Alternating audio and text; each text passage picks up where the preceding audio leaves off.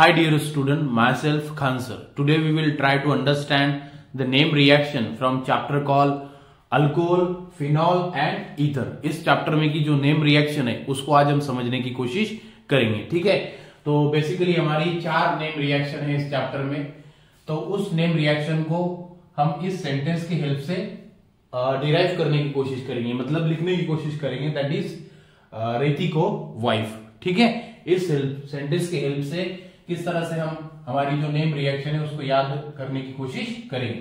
तो name reaction रेती से हो जाएगा हमारा रीमर टीमन रिएक्शन। ठीक है, ये पहली रिएक्शन है हमारी। आफ्टर दैट को से हो जाएगा हमारा कोलबेज रिएक्शन। आफ्टर दैट VWI से हमारा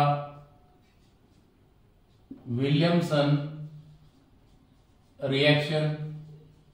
ठीक है, और उसके बाद हमारा FE से फ्राइज रीअरेंजमेंट रिएक्शन। ठीक है, तो इस तरह से हमारी जो 4 नेम रिएक्शन है इस चैप्टर में की वो कुछ इस तरह से। पहली reaction Reimer Tiemann reaction, after that Kolbe's reaction, Williamson synthesis reaction और फ्रीज रीअरेंजमेंट रिएक्शन। इन रिएक्शन को हम एक एक करके समझने की कोशिश करेंगे। बेसिकली इस रिएक्शन में जो प्रोडक्ट है वो हमारा क्या है, साइक्लिक मिलता है हमें। ठीक है, रिएक्शन किसके साथ होती है, CH3 के इन द प्रेजेंस ऑफ NaOH। ठीक है, तो इस तरह से इस रिएक्शन में हमें सैलिसाइक्लिक एसिड मिलता है। ठीक है, इस तरह से आपका सैलिसाइक्लिक एसिड। ठीक है, यहाँ पर प्रोडक्ट के नाम हम लिख रहे हैं। इस रिएक्शन में आपको ईथर मिलता है, that is CH3 CH2O single bond CH3 CH2। ठीक है, डाइथिल ईथर।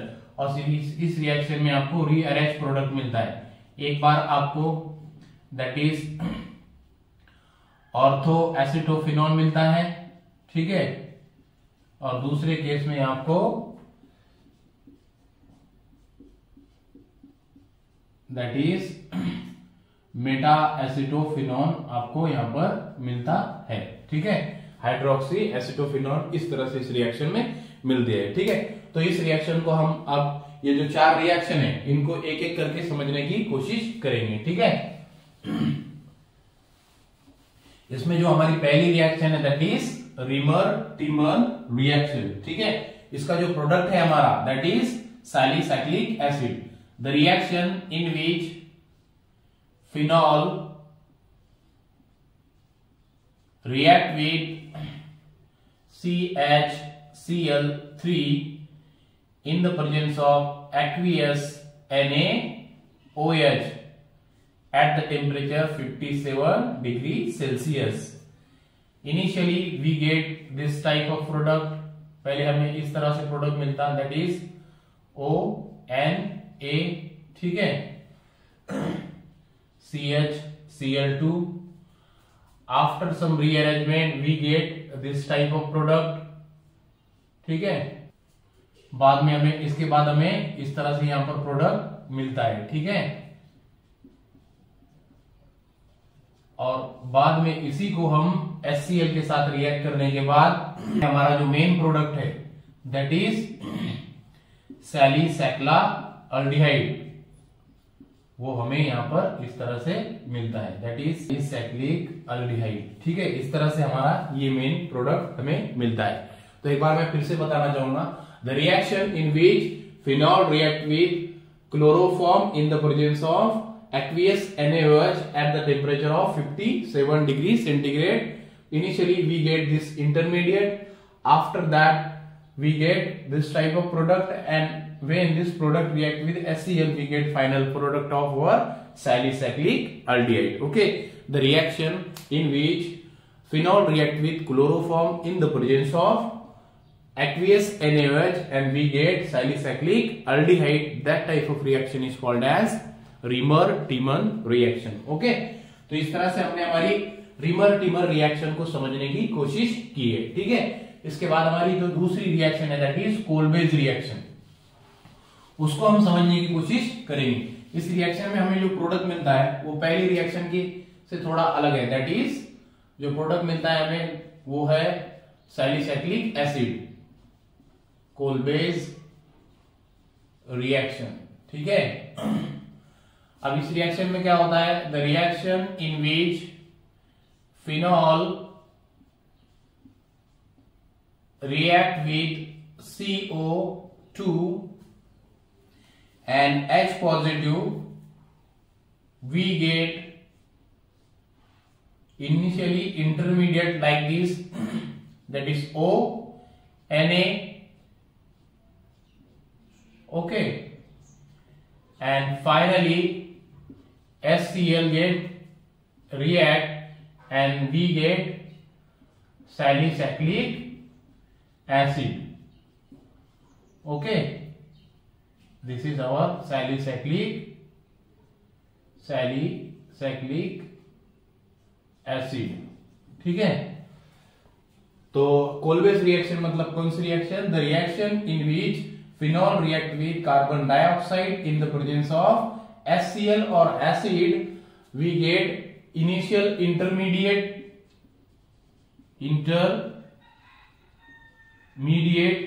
और उसके बाद हमको मिलता है हमारा सैलिसाइक्लिक एसिड. ठीक है, the reaction in which we prepare salicylic acid from phenol to salicylic acid. ठीक है, जिस रिएक्शन में हम फिनॉल से सैलिसाइक्लिक एसिड प्रोड्यूस करते हैं with the help of carbon dioxide and H positive ion, उसको हम कहते हैं कोलबेज रिएक्शन. ठीक है, तो इस तरह से दूसरी रिएक्शन को हमने समझने की कोशिश की है. ठीक है, इसके बाद जो हमारी रिएक्शन है दैट इज विलियमसन सिंथेसिस. ठीक है, अब इस रिएक्शन में मेनली जो ईथर है उसको प्रिपेयर किया जाता है. ठीक है, विलियमसन सिंथेसिस. ठीक है, reaction in which ethyl bromide react with ethyl alkoxide, sodium alkoxide जो होगा आपका, और हमें मिलता है corresponding ether that is CH3 CH2 OH CH3 CH2 and CH3, that is called as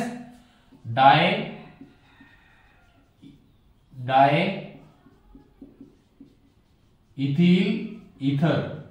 ठीक है, द रिएक्शन इन विच, और हमें क्या मिलेगा दैट इज NaBr. ठीक है, NaBr, क्योंकि यहां से सोडियम और यहां से Br निकल जाएगा. ठीक है, the reaction in which ethyl bromide react with sodium alkoxide and we get diethyl ether along with the sodium bromide. This type of reaction is called as Williamson synthesis. ये reaction basically ether को बनाने के लिए use किया जाता.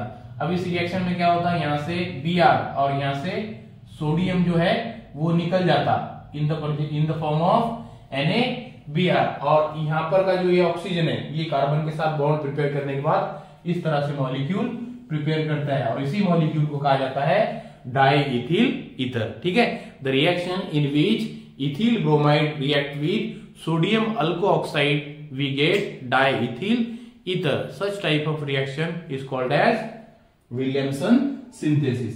इस तरह से हमने विलियमसन सिंथेसिस को भी समझने की कोशिश की. इसके बाद लास्ट की रिएक्शन है हमारी दैट इज फ्रीज रिएक्शन. ये एक प्रकार की क्या है, रीअरेंजमेंट रिएक्शन है. ठीक है, फोर्थ नंबर की और लास्ट की रिएक्शन है हमारी that is Fries rearrangement reaction.